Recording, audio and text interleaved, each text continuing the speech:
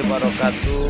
Ketemu lagi dengan saya Firman Wanipin dalam channel YouTube Celoteh Wanipin. Hari ini tema celoteh kita adalah, kita lihat di belakang saya ada Gunung Padang ya. Dan itu beberapa waktu yang lalu itu pernah terbakar dan hari ini sudah mengalami perbaikan.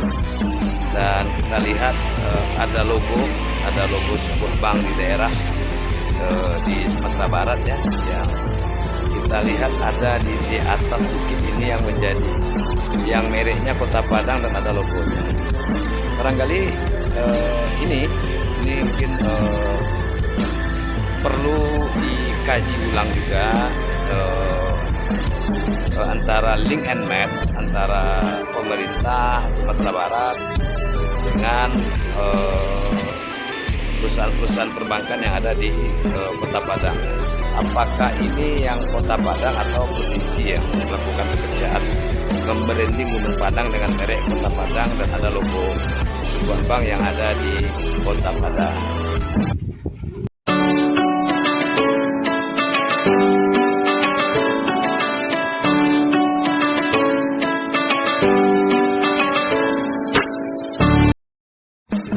Bapak Ibu, para warga Kota Padang dan masyarakat Kota Padang dan Sumatera Barat, ini kita lihat di Gunung Padang ini ada merek Kota Padang dan sekaligus juga ada merek logo sebuah bank yang ada di Kota Padang.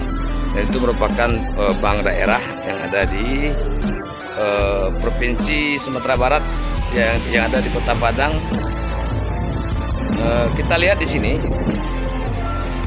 ada sesuatu yang saya tanyakan dalam hati.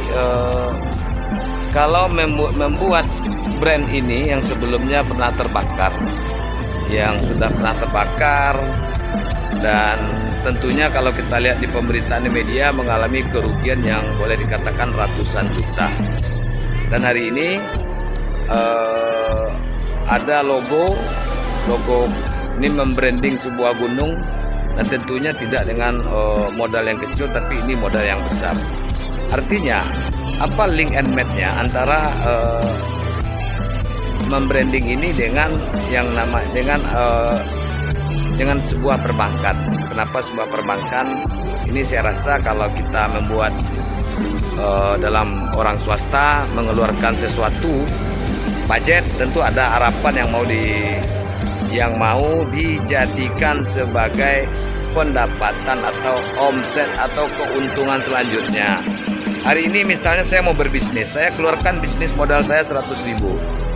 Dengan 100.000 saya harus dapat keuntungan yang sekian. Nah ini hari ini kalau seandainya ada logo ini mungkin ada ratusan juta, dan tentunya apa yang diharapkan di balik ini perlu juga dipertanyakan. Nah, ini perlu juga di Celoteh. Ini apa hubungannya ini? Hubungan apa yang bisa begini? Dan juga dengan adanya merek ini dampaknya kepada pariwisata Kota Padang seperti apa? Ini juga perlu kita kaji.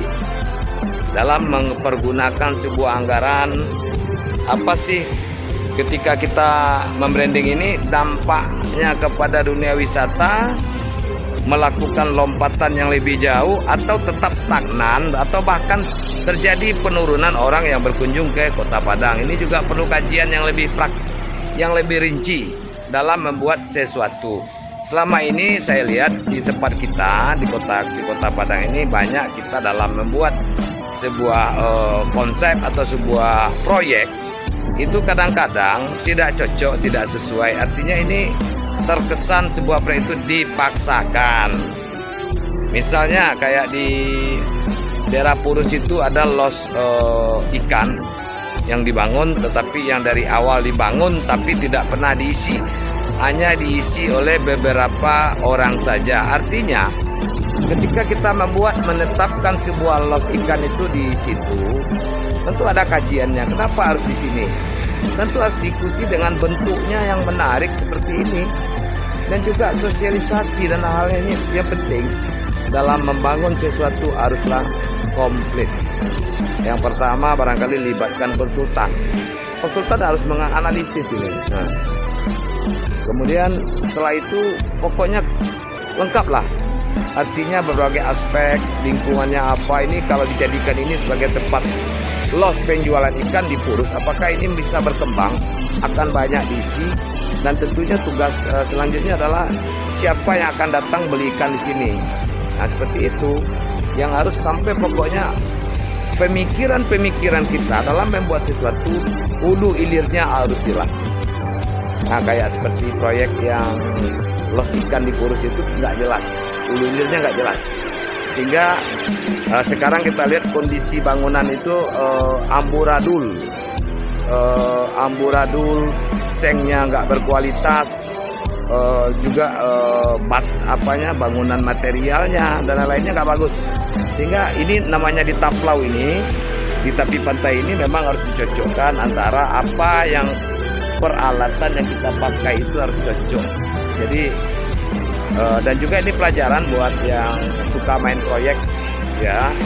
Jadi kalau ada proyek, ada apanya, janganlah terlalu menawar terlalu rendah. Misalnya saja proyek ditawar dengan angka 70%. Dengan 70% ini tetap dipaksakan bekerja, tapi hasilnya nanti ini akan berdampak kepada kualitas proyek yang dihasilkan. Ya, artinya boleh saja para kontraktor yang bekerja atau yang di atas di Sumatera Barat ini ya yang wajar-wajar saja angkanya, supaya hasilnya ya proyek yang Anda hasilkan betul-betul bisa dipertanggungjawabkan. Kalau 70, apa yang mau kita dapat lagi?